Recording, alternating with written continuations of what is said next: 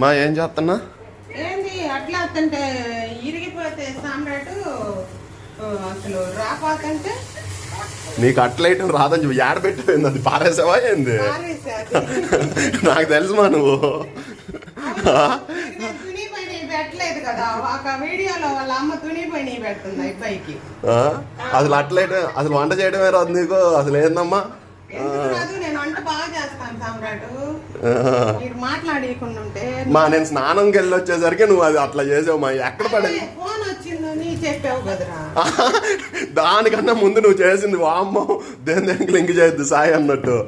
ఇక్కడ చూపించు, సాయి దేనికో లింక్ పెడతా ఉంటారులే. వచ్చింది కదా, అది ఎక్కడేసా?